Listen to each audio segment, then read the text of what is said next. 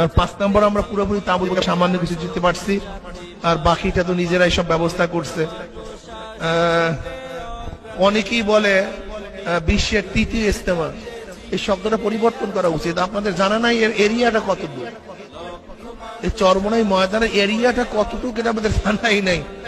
পুরো এরিয়ার মধ্যে 10 কিলোর চেয়ে বড়, শুধু রাউন্ডে 10 কিলোর চেয়ে বেশি।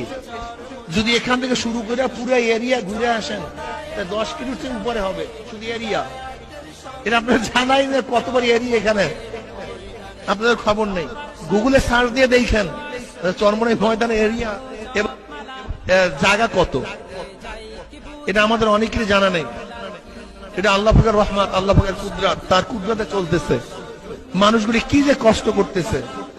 আল্লাহ জিনা জাহাদু ফিনা লানাহদিয়ান্নাহুম সুবুলানা, এই চেষ্টা সাধনার কারণেই হয়তো আল্লাহ পাক রব্বুল আলামিন আমাদেরকে হেদায়েত দান করবেন। এটা তো আল্লাহ পাকের ওয়াদা। কাজে আল্লাহ পাক যেন আমাদের সবাইকে সাধনা করার তৌফিক দান করেন, চেষ্টা করার তৌফিক দান করেন। আল্লাহ পাক আমাদের সবাইকে গুনাহটা মাফ করে দেন, নাজাতের ব্যবস্থা করে দেন। মানুষগুলি রৌদ্রের মধ্যে আছে, বিছানা নাই, কুয়াশা, বাথরুমের ব্যবস্থা নাই, কিভাবে খানা পিনা খায় আল্লাহ পাকই ভালো জানে।